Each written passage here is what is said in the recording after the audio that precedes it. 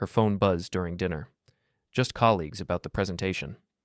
But the notification I glimpsed said, thinking about our honeymoon. My girlfriend was planning a wedding, just not with me, so I did what any rational person would do. I followed her. My name is Eli Thompson, and I used to believe in marriage. Used to believe that when someone looked you in the eye and promised to love, honor, and cherish, they actually meant it. Turns out I was about as naive as a kid believing in Santa Claus, except this particular fairy tale cost me 15 years of my life and nearly my sanity. I work loss prevention for a mid-sized retail chain. It's exactly what it sounds like. I catch thieves, investigate employee fraud, and spend my days watching security footage of people doing stupid things they think nobody will notice. The irony wasn't lost on me when I realized I'd been living with the biggest thief of all. Rebecca, my wife of 15 years, works for Meridian Corp, one of those glass and steel corporate towers downtown where everyone wears expensive suits and talks about synergy like it's a religion. She's ambitious, always has been. Climbed from junior analyst to senior project manager, and I was proud of her. Stupid me. The first red flag should have been Nathan. Nathan's helping me with the quarterly projections, she'd say, phone buzzing at dinner. Nathan thinks we should restructure the client database, she'd mention, typing away while I loaded the dishwasher. Nathan's staying late too, so we can finish the Morrison account, she'd explain, grabbing her purse at 8 p.m. on a Tuesday. Nathan this, Nathan that.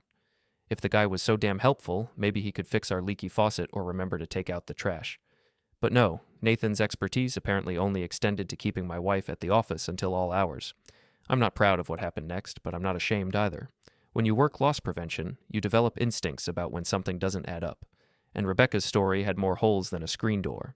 It was a Thursday night in March when everything changed. Rebecca was supposedly working late again, third time that week. I was cleaning up after dinner, our 16-year-old daughter Jenna already upstairs doing homework, when I noticed Rebecca's tablet on the kitchen counter. She'd forgotten it in her rush to get back to the office for her emergency project meeting. The screen lit up when I moved it. Auto-synced notifications from her phone started popping up. Text messages, lots of them. I should have walked away, should have respected her privacy, should have been the trusting husband she apparently thought I was. Instead, I opened the messages. Can't wait to see you tonight, beautiful. I've been thinking about our conversation. The venue you showed me is perfect. After we tell them, we can start planning everything properly. My hands started shaking. These weren't work messages. There was no mention of quarterly reports or client databases, just message after message of pure, undiluted betrayal. I scrolled up. Weeks of messages. Months, actually.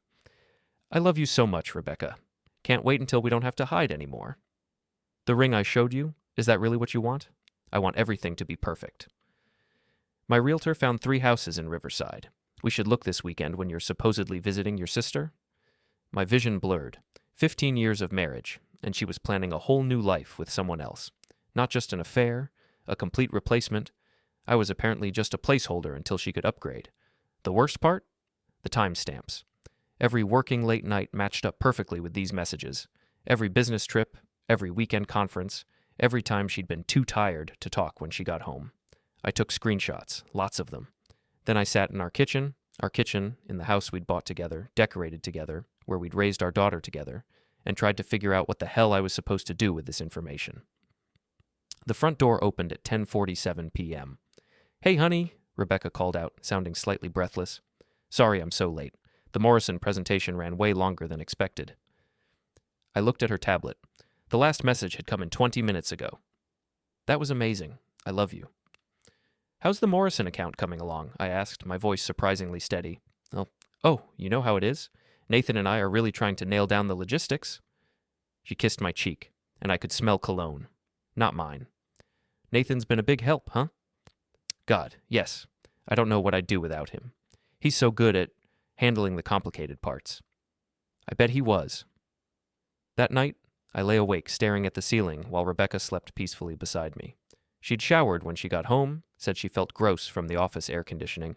Funny how she'd never felt the need to shower after previous late nights. My phone buzzed, a text from my best friend Manny, who owns the boxing gym where I work out my stress. You okay, man? Saw Rebecca's car at Nathan's building again tonight. Thought you should know. So I wasn't the only one who'd noticed. Great. Half the town probably knew my wife was cheating before I did. I spent the rest of the night planning. See, when you work loss prevention, you learn that catching someone isn't enough. You need evidence, documentation, a clear chain of events that nobody can dispute, and I was going to catch Rebecca red-handed. The next evening, Rebecca announced she'd be working late again. "Big deadline tomorrow," she said, not quite meeting my eyes. "Nathan and I need to go over everything one more time." "Of course you do," I replied. "Don't work too hard." She left at 7. I waited exactly 15 minutes, then got in my truck and drove to Meridian Corp's parking garage. Rebecca's Honda was there all right. So was a silver BMW I didn't recognize. I parked in the visitor section with a clear view of the exit and settled in to wait. Loss prevention teaches you patience. Sometimes you sit for hours watching someone you know is stealing, waiting for them to make their move. This felt exactly the same, except the thief was my wife and what she was stealing was my life. At 8:23 p.m., they emerged from the building together. Rebecca was laughing at something Nathan was saying, her hand on his arm. Even from a distance, I could see this wasn't professional body language.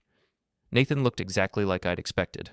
Tall, well-dressed, the kind of guy who probably used words like leverage and optimize in casual conversation.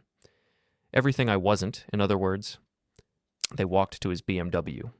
Rebecca didn't even glance toward her own car. I started my truck and followed at a distance. They weren't heading toward any restaurant or coffee shop. They were driving toward Riverside, the upscale part of town where the condos cost more than I made in 2 years. They pulled into the parking garage of a luxury complex called Harbor View. I waited across the street, engine running, watching the entrance. My phone buzzed. A text from Rebecca. "Going to be really late tonight. Don't wait up. Love you. Love me." Right. I sat there for 3 hours. 3 hours thinking about 15 years of marriage, about all the times I'd trusted her completely, about our daughter upstairs doing homework while her mother was playing house with another man. At 11:45 p.m., they emerged from the building. Nathan walked Rebecca to his car, and before they got in, he pulled her close and kissed her. Not a friendly peck. A real kiss, the kind married people are supposed to save for their spouses. I got it all on video. Rebecca got home at 12:20 a.m. with the same story about the Morrison account and how exhausting corporate deadlines could be. She even yawned for effect. "Poor baby," I said. "You work so hard." "Someone has to pay for this house," she replied, and something in her tone made my jaw clench, like I wasn't contributing, like my job was just a hobby while she did the real work of supporting our family. The next morning, I did what I do best. I investigated. Nathan Chambers, Senior Account Executive at Meridian Corp. 38 years old, divorced 2 years ago, no kids. Lived in Harbor View condominiums, Unit 847, drove a leased BMW, had decent credit, and according to his social media, enjoyed golf, wine tasting, and apparently other men's wives. But here's where it got interesting. Nathan wasn't just cheating with my wife. According to his Facebook profile, he was engaged to someone named Chelsea Morrison. The engagement had been announced 6 months ago. Chelsea Morrison. Morrison account. The irony was so thick, you could cut it with a knife. I found Chelsea's social media easily enough. Pretty brunette, worked as a nurse at City General, looked like the kind of woman who probably believed her fiancé when he said he was working late too. I spent my lunch break crafting a message to Chelsea. Nothing dramatic, just the facts. Screenshots of the messages between Nathan and Rebecca, photos of them together, a simple explanation that I thought she deserved to know what kind of man she was planning to marry. Then I hit send. My phone rang 20 minutes later. "Is this Eli Thompson?" The voice was shaky but determined. "Yes. This is Chelsea Morrison. We need to talk." Chelsea and I met at a coffee shop downtown, neutral territory where neither of our cheating partners would think to look. She was prettier in person than in her photos, but there were dark circles under her eyes, and her hands shook slightly when she lifted her coffee cup. "How long have you known?" she asked. "Just found out 2 days ago. You?" I suspected something was wrong for weeks, but I kept telling myself I was being paranoid. Nathan's been distant. Always working, never available on weekends, canceled our last 3 dinner dates because of client emergencies. She laughed bitterly. "Turns out the client emergency was your wife." I showed her more screenshots I'd taken from Rebecca's tablet. Chelsea went pale, reading them. "They're planning to get married," she whispered. "They're actually planning to marry each other." Looks that way. The messages talk about telling us both after some big project wraps up. Probably figured they'd break the news and ride off into the sunset together. Chelsea set down her phone and looked directly at me. "What do you want to do about it?" "What do you mean?" "I mean, do you want to just divorce quietly and let them have their happy ending? Or do you want to make sure everyone knows exactly what kind of people they are? I thought about Rebecca's condescending comment about paying for the house, about 15 years of believing I was married to someone honest, about all the nights I'd worried when she was late, thinking she might have been in an accident when really she was just screwing around with Nathan. I want everyone to know, I said. Chelsea smiled for the first time since we'd sat down. Good, because I have some ideas. We spent the next hour planning. Chelsea had access to Nathan's calendar through their shared Google account. He'd given her the password back when they first got engaged, supposedly so she could help coordinate his schedule. Rebecca, meanwhile, had made the mistake of leaving her tablet at home again, still auto-syncing every message. There's a company mixer next Friday, Chelsea said. Annual thing, all the employees bring their spouses. Nathan asked me to go with him. Rebecca mentioned that, said she was looking forward to introducing me to her colleagues. Perfect. We'll both be there, along with everyone they work with. Maximum audience. I was starting to like Chelsea's style. What exactly are you thinking? I'm thinking it's time for some public accountability. They want to plan their future together. Let's help them explain their plans to everyone who matters. We exchanged numbers and agreed to coordinate. I felt something I hadn't experienced in days. Hope. Not hope for saving my marriage. That was clearly over. Hope for justice.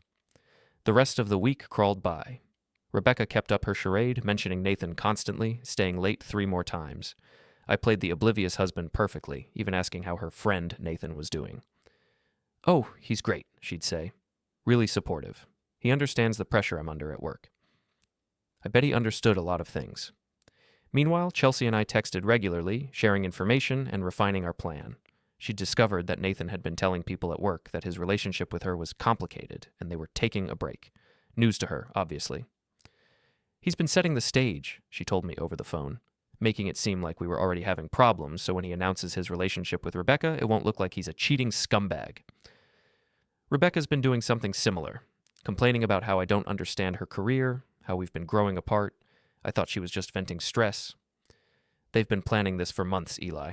This isn't some spur-of-the-moment affair. This is calculated. That made it worse somehow. I could have maybe forgiven a moment of weakness, a stupid mistake, but this level of deception? This was sociopathic. Friday finally arrived. Rebecca spent extra time getting ready, choosing a dress I'd bought her for Christmas. The irony wasn't lost on me. You look beautiful, I told her, and meant it. She did look beautiful. Beautiful and treacherous. Thanks, honey. I'm excited for you to meet everyone, especially Nathan. I think you two will really get along. Oh, we were definitely going to get along. The Meridian Corp annual mixer was held at the Riverside Country Club, the kind of place where the cheapest drink costs $20 and everyone pretends to enjoy small talk about quarterly projections. Rebecca and I arrived fashionably late, her arm linked through mine like we were the perfect couple. I spotted Nathan immediately. He was standing near the bar with Chelsea, both of them looking like a magazine ad for successful young professionals. Chelsea caught my eye and gave an almost imperceptible nod. There's Nathan, Rebecca said, waving. Nathan, come meet my husband. Nathan approached with Chelsea in tow, his smile never wavering. The man had brass. I'd give him that. Eli, right? I've heard so much about you. Nathan extended his hand. His grip was firm, confident, the handshake of a man who thought he was winning. Likewise, I replied. Rebecca talks about you constantly. And this is my fiancée, Chelsea, Nathan said, his arm around her waist. Chelsea smiled sweetly. Actually, Nathan, I think we need to clarify something about our relationship status. Nathan's smile flickered. What do you mean? Well, I was wondering if you could explain to everyone here how you can be engaged to me while simultaneously planning to marry Rebecca? The color drained from Nathan's face. Rebecca's mouth fell open. Chelsea, what are you talking about? Rebecca asked, but her voice had gone up an octave. I pulled out my phone and opened the screenshots. She's talking about these, Rebecca. The messages where you and Nathan discuss wedding venues, honeymoon destinations, and when you're going to tell us about your relationship. A small crowd had started to gather. Nothing draws attention like drama at a corporate event. Nathan tried to recover. I think there's been some misunderstanding. The only misunderstanding, Chelsea interrupted, is how you thought you could plan a future with someone else while wearing my engagement ring. She was speaking loudly enough that half the room could hear. Conversations were stopping, heads turning in our direction. Rebecca grabbed my arm. Eli, please, can we discuss this privately? Like you discussed your relationship with Nathan privately for months? I shook her off. I think we're past private conversations, don't you? Nathan was looking around desperately, probably calculating how much of his career was about to go up in flames. Look, everyone, this is all a big misunderstanding. Rebecca and I are just colleagues. Colleagues who say I love you and plan weddings together. Chelsea held up her own phone, scrolling through screenshots. Should I read some of these messages out loud, Nathan? I particularly like the one where you describe exactly what you want to do to Rebecca after you get rid of the dead weight. Rebecca went white. You said I was dead weight? The crowd was growing larger. I recognized several faces from Rebecca's work stories. Her boss, Ms. Kincaid, her rival, Lisa, various colleagues she'd mentioned over the years, all watching the show. Nathan, Ms. Kincaid's voice cut through the murmur of conversation. Perhaps you could explain why you're discussing personal relationships during company time? These messages appear to be sent from your work account. Nathan opened his mouth, but nothing came out. Rebecca tried one last desperate play. Eli, honey, I know this looks bad, but it's not what you think. Nathan and I were just what? Just planning your wedding? Just house hunting in Riverside? Just lying to both of your partners for months? I was done with her excuses. Rebecca, I've seen every message, every lie you told me about working late. Every time you came home smelling like his cologne and pretended you'd been in meetings. The room had gone completely quiet. Even the bartender had stopped pouring drinks. Chelsea stepped forward. For anyone wondering, Nathan and I were supposed to be married in October. I've already canceled the venue and returned the deposits. Turns out my fiancé was a little busy planning a different wedding. This is insane, Nathan finally found his voice. You're both being completely irrational. Rebecca and I have never... I held up my phone, video ready to play. Never what, Nathan? Never kissed in your parking garage? Because I have that on camera. Want me to show everyone? Nathan's face went from pale to gray. Ms. Kincaid stepped closer. Nathan, Rebecca, I think we need to have a conversation about company policy regarding workplace relationships. Monday morning, my office. Rebecca was crying now, mascara running down her cheeks. Eli, please, can we just go home and talk about this? Home? I laughed, and it came out harsher than I intended. Rebecca, you gave up the right to call it home when you started planning to leave it for someone else. As of tomorrow, your things will be packed and waiting on the porch. You can't do that. It's my house, too. Actually, it's not. The deed is in my name only, remember? You insisted on that for tax purposes. Another bit of irony. Rebecca's own financial planning had screwed her over. Nathan made one last attempt to salvage the situation. Look, everyone, emotions are running high. Maybe we should all take a step back. The only step you need to take, I interrupted, is toward the door. And Rebecca, your ride home just got canceled. I turned and walked away, Chelsea beside me. Behind us, I could hear Rebecca calling my name, but I didn't look back. In the parking lot, Chelsea and I stood by our cars, both of us shaking slightly from adrenaline. That went well, she said. Better than I expected. Your delivery was perfect. Years of dealing with difficult patients. You learn how to project authority. She paused. What happens now? Now? Now they get to live with the consequences. But I was wrong. The consequences were just getting started. The weekend was a blur of phone calls, text messages, and social media explosions. Word of Friday night's confrontation spread through Rebecca's social circle like wildfire. By Sunday morning, I had 17 missed calls from her, 43 text messages, and a dozen voicemails that ranged from tearful apologies to furious accusations. I ignored them all. Instead, I spent Saturday changing the locks on the house and packing Rebecca's belongings. 15 years of shared possessions sorted into boxes, her clothes, her books, her collection of corporate achievement awards that suddenly seemed meaningless. Jenna helped, though she was still processing what had happened. I can't believe Mom did that, she said, folding Rebecca's sweaters into a box. I mean, I knew she was working a lot, but I thought... You thought she was actually working. So did I. Are you going to be okay, Dad? The question caught me off guard. Here was my 16-year-old daughter worried about me when her world had just been turned upside down. I'm going to be fine, sweetheart. Better than fine, actually. Your mom made her choice, and now we all get to live with it. Sunday morning brought a new development.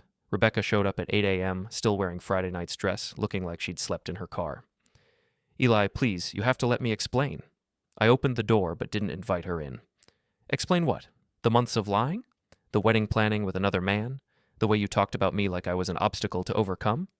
It wasn't supposed to happen like this. Nathan and I, we just connected. The work relationship turned into something more, and I didn't know how to handle it. You handled it by planning to marry him while staying married to me. That's not confusion, Rebecca. That's fraud. She was crying again, but the tears didn't move me anymore. I never meant for you to find out like this. I was going to tell you after the Morrison project finished. We were going to sit down and discuss everything like adults. Discuss what? How you were leaving me for someone else? How our entire marriage was apparently just a placeholder until you found something better? That's not fair. Fair? I laughed. You want to talk about fair? Fair would have been honesty. Fair would have been asking for a divorce before you started playing house with Nathan. Fair would have been not making me look like an idiot in front of everyone we know. Jenna appeared behind me. Mom? Rebecca's face crumpled. Jenna, baby, I'm so sorry you had to find out like this. Are you really getting married to someone else? The question hung in the air. Rebecca looked at me, then back at Jenna, clearly hoping for some kind of rescue that wasn't coming. It's complicated, honey. It's not complicated, I said. Your mother chose someone else over our family. That's as simple as it gets. Rebecca's phone buzzed. She glanced at it, and I saw Nathan's name on the screen. He's still texting you? I couldn't believe it. Even after Friday night? He's upset. His fiancée left him, and work is asking questions about our relationship. His fiancée left him because he's a cheating scumbag, Rebecca. Just like you're a cheating wife, the fact that you're both facing consequences doesn't make you victims. She looked at me with something that might have been hatred. You destroyed everything, Eli. My job, my relationship, my reputation. Was that really necessary? I didn't destroy anything. I just stopped hiding your choices for you. After she left, Jenna and I finished packing her things. By noon, 17 boxes sat on the front porch with a note, Your new life awaits. Don't come back. Monday brought news from Chelsea. She'd been busy over the weekend, too. Nathan's been fired, she told me over the phone. Meridian has a strict policy about workplace relationships, especially ones that involve deception. Rebecca's been suspended pending investigation. What kind of investigation? Apparently, they were using company resources for personal business. Nathan booked hotel rooms on the corporate account. Rebecca was using company time for personal calls and meetings. HR is not happy. I felt a grim satisfaction. Actions have consequences, and Rebecca and Nathan were finally facing theirs. There's something else, Chelsea continued. I may have mentioned to a few people that Nathan's been telling everyone we were taking a break, when I had no idea there were any problems. Turns out several of his colleagues had been feeling sorry for him, thinking he was going through a rough patch. How are they feeling about that now? Let's just say Nathan's not getting a lot of sympathy at the office. The rest of the week brought a steady stream of developments. Rebecca's sister called to yell at me for humiliating Rebecca publicly. I hung up on her. Rebecca's mother called to ask if we could work things out for Jenna's sake. I explained that Rebecca had already worked things out, with Nathan. By Friday, the divorce papers were filed. I'd hired a lawyer, a good one, recommended by Manny, and we were moving fast. No-fault divorce, citing irreconcilable differences, but with a detailed accounting of Rebecca's infidelity for the custody hearing. That evening, Chelsea called with an update. Nathan moved out of Harborview, she said. Apparently couldn't afford the rent without his Meridian salary. Word is he's staying with a friend across town. What about Rebecca? Last I heard, she was staying with her sister. The suspension is probably going to become a termination. Meridian doesn't mess around with this stuff. I should have felt satisfied. Justice served, consequences delivered, the cheaters getting exactly what they deserved. Instead, I felt empty. 15 years of marriage, gone. A family broken up, a daughter caught in the middle of her parents' war. But then I remembered Rebecca's condescending comments about paying for the house, her casual dismissal of my concerns, the months of lies and deception. No, I decided. They'd made their choices. Now they got to live with them. The real test would come at Jenna's school conference the following week, where Rebecca and I would have to face each other again. This time, though, I'd be ready. 2 weeks after the mixer, life had settled into a new routine. Jenna was staying with me full-time. Rebecca's living situation was too unstable for regular visits, according to the family court judge. Rebecca had been officially terminated from Meridian Corp after their investigation found multiple policy violations. Nathan, meanwhile, had disappeared entirely. Word was he'd moved back to his hometown in Ohio, tail between his legs. I was getting ready for work when my phone rang. Unknown number. Eli Thompson? Speaking. This is Detective Morrison with the city police. We need to speak with you about a harassment complaint filed by Rebecca Thompson. My blood went cold. What kind of harassment complaint? She's claiming you've been stalking her, sending threatening messages, and interfering with her employment prospects. Can you come down to the station this afternoon? After I hung up, I called my lawyer immediately. Don't worry, he said. This is standard procedure in contentious divorces. Bring any documentation you have of your interactions with Rebecca since the separation, text messages, emails, anything that shows the actual nature of your communication. The police station meeting lasted 2 hours. Detective Morrison, no relation to Chelsea thankfully, reviewed the harassment complaint line by line. Rebecca claimed I'd been following her, calling her workplace to spread malicious lies, and sending her threatening text messages. I provided my phone records, showing I'd blocked Rebecca's number after the first day of her post-mixer meltdown. I had screenshots of the few text messages I'd sent, all of them strictly about logistics, when she could pick up belongings, coordination for Jenna's schedule, that sort of thing. What about this claim that you contacted her potential employers? Detective Morrison asked. I haven't contacted anyone about Rebecca's job search. I wouldn't even know where she's applying. She says you've been telling people in your mutual social circle about the affair, damaging her reputation. I almost laughed. Detective, Rebecca damaged her own reputation when she planned a wedding with another man while married to me. I haven't had to tell anyone anything. Half the town saw what happened at the company mixer. In the end, the harassment complaint was dismissed. No evidence, no credible witnesses, and Rebecca's own behavior made her an unreliable complainant. But the complaint told me something important. Rebecca wasn't accepting responsibility for the consequences of her actions. She was still looking for someone else to blame. That weekend, Chelsea called with interesting news. Remember Nathan's ex-fiancé status? Turns out I wasn't the only one. What do you mean? I did some digging after everything went down. Nathan's been engaged 3 times in the past 5 years, same pattern every time. Gets engaged, starts cheating, relationship implodes. Serial cheater. Gets better. His first ex-fiancé reached out to me through social media. Apparently Nathan has a type. Successful women who can help advance his career. When he's gotten what he needs from them, he moves on to the next target. So Rebecca was just another mark. Looks that way. And here's the kicker. Nathan's already got a new girlfriend. Met her 2 weeks ago, already talking about how serious their connection is. I felt a perverse satisfaction knowing that Rebecca's great love affair had been nothing more than a con job. She'd thrown away 15 years of marriage for a man who'd already moved on to his next victim.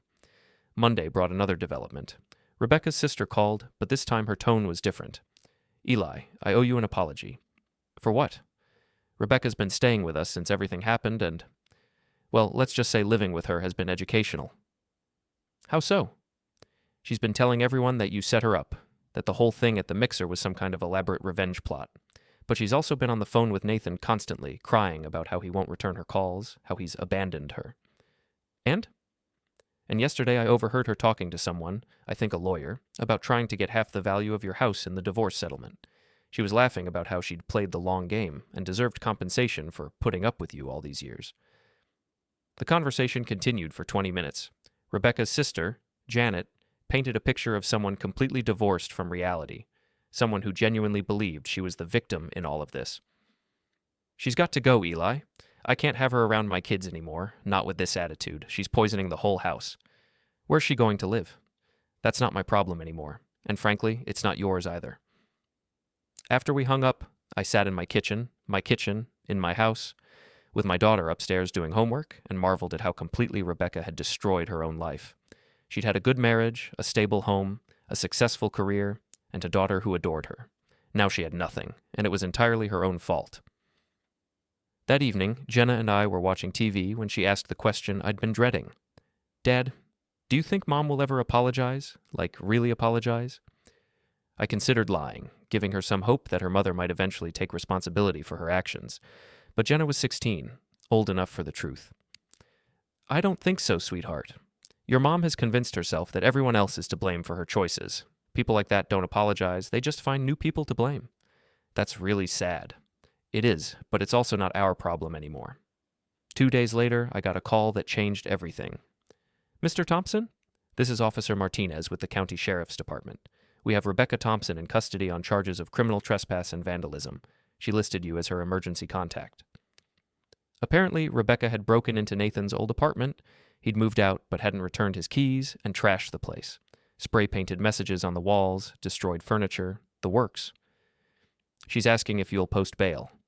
No, I said without hesitation. I won't. Sir, she's your wife. She's my soon-to-be ex-wife, and her poor decisions aren't my responsibility anymore. Rebecca spent 3 days in jail before Janet finally bailed her out. The vandalism charges stuck, and she ended up with 6 months probation and a hefty fine she couldn't afford. But that wasn't the end of it. 3 months later, the divorce was finalized. I kept the house, Jenna stayed with me, and Rebecca got exactly what she'd earned, nothing. She'd found a job at a smaller company across town, making about half what she'd earned at Meridian. Her reputation in the local corporate world was shot. Nathan had vanished completely, and her brief attempt at online dating had been a disaster. Turns out being known as the woman who'd publicly imploded her marriage wasn't great for her romantic prospects. I thought that was the end of it. I was wrong. The final chapter began on a Saturday morning in June. I was working in the garage when a car pulled into my driveway. Rebecca got out, but she wasn't alone. A man I didn't recognize emerged from the passenger side. Older, expensive suit, briefcase in hand. Eli, Rebecca called out. We need to talk. We don't have anything to talk about, Rebecca. The divorce is final. This is my attorney, Mr. Valdez. We're here to discuss the wrongful termination lawsuit. I set down my tools and walked closer. What wrongful termination lawsuit? Valdez stepped forward. Mr. Thompson, my client has grounds to sue Meridian Corporation for wrongful termination based on sexual harassment and discrimination. However, we need your cooperation. My cooperation for what? Rebecca's eyes had a gleam I recognized, the same look she'd had when she was planning her future with Nathan. She thought she'd found an angle. The lawsuit claims that Nathan was sexually harassing me, and when I tried to report it, the company retaliated by firing me instead of dealing with the real problem. I stared at her. You're going to claim Nathan was harassing you? It's the truth, Eli. He was pressuring me into a relationship, threatening my job if I didn't comply. I was a victim. The sheer audacity of it left me speechless for a moment. Rebecca, I have months of text messages where you tell Nathan you love him and plan your wedding together. You think I'm going to help you lie about that? Those messages were taken out of context. I was trying to manage a difficult situation. Valdez cleared his throat. Mr. Thompson, if you don't cooperate with this lawsuit, we'll be forced to claim that you were complicit in the harassment by failing to protect your wife. Now I understood. This wasn't just about money. This was Rebecca's attempt to rewrite history, to make herself the victim instead of the perpetrator. Get off my property, I said quietly. Eli, please. This could be worth millions. We could split it, start over. Start over? I couldn't help laughing. Rebecca, you destroyed our marriage for a man who dumped you the minute things got complicated. You lost your job because you were cheating with a coworker and using company resources for personal business. You spent 3 days in jail for vandalizing his apartment, and now you want to claim you were the victim? People change, Eli. I've learned from my mistakes. No, you haven't. You're still lying, still trying to manipulate everyone around you, still refusing to take responsibility for your own choices. I pulled out my phone and opened the screenshots I'd saved months ago. Mr. Valdez, I assume you've seen the evidence your client plans to claim was taken out of context? I showed him Rebecca's messages to Nathan. The lawyer's face went pale as he scrolled through them. These don't look like the communications of a harassment victim, he said slowly. Because I wasn't a victim, Rebecca snapped. I mean, I was, but not in the way it looks. Nathan manipulated me into thinking I wanted those things. Valdez closed his briefcase. Mrs. Thompson, I think we need to reconsider this case. What? No, you said we had a strong claim. That was before I saw this evidence. No jury in the world will believe you were being harassed when you're texting about wedding venues and saying, I love you. After they left, I called Chelsea to warn her about Rebecca's new strategy. She's claiming Nathan harassed her? Chelsea was incredulous. The woman who was planning to marry him? Apparently, she's decided that being a victim pays better than being a cheater. Well, she picked the wrong victim story. I have about 50 witnesses who saw her hanging all over Nathan at various company events. Plus, Nathan's new girlfriend might have some interesting things to say about his version of events. Nathan has a new girlfriend? Had. Past tense. Turns out his pattern of behavior caught up with him. She found out about his history and dumped him last week. So Nathan was finally facing real consequences, too. There was some justice in that. But Rebecca wasn't done yet. 2 weeks later, she showed up at Jenna's school, claiming she needed to discuss important family matters with our daughter. The school called me immediately. I'd already briefed them about the custody situation. When I arrived, I found Rebecca in the principal's office, crying and claiming that I was alienating Jenna against her. "Mr. Thompson," the principal said, "your daughter has asked not to see her mother today. She says she's not ready." "That's because her father has been poisoning her against me," Rebecca protested. "Mom," Jenna's voice was quiet but firm. She'd been sitting in the corner, and I hadn't noticed her at first. "Dad didn't poison me against you. You did that yourself." "Honey, you don't understand. Your father has been telling you lies." "I was there, Mom. I saw the messages. I watched you lie to Dad for months. I heard you on the phone with Nathan planning your new life." Jenna's voice was getting stronger. "And now you're trying to lie about that, too." Rebecca looked genuinely shocked that her own daughter wasn't buying her victim narrative. "Jenna, I'm your mother. I love you. If you loved me, you wouldn't have blown up our family for some guy who dumped you the first time things got hard." That was the moment I realized Jenna was going to be okay. She'd seen through her mother's manipulation and chosen reality over comfortable lies. Rebecca left the school that day, and I haven't seen her since. 6 months later, I was at Manny's gym working the heavy bag, and when he brought me a beer and some news. "Saw Rebecca's sister at the grocery store," he said. "Janet told me Rebecca moved to Phoenix. New job, new start, all that. Good for her. Janet also said Rebecca's been telling people out there that she's divorced because you were abusive." I wasn't surprised. Rebecca had never learned to take responsibility for her own choices. It was always someone else's fault. "You okay with that?" Manny asked. "Manny, anyone who knows me knows that's bullshit. And anyone who doesn't know me doesn't matter." "What about Nathan?" "What about him?" "Word is he's working at a car dealership in Ohio. His ex-fiancée, the first one, posted about it on Facebook. Apparently he tried to friend request her with some sob story about how his life fell apart." "Did she buy it?" "She posted the screenshots of his messages along with photos of him with Rebecca and Chelsea, called it a public service announcement about serial cheaters."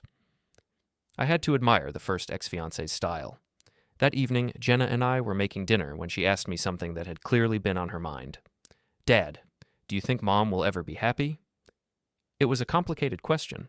Rebecca had traded a stable marriage and family for excitement and passion, then lost both when reality set in. Now she was alone in a new city, starting over at 42, still telling herself that everyone else was to blame for her problems.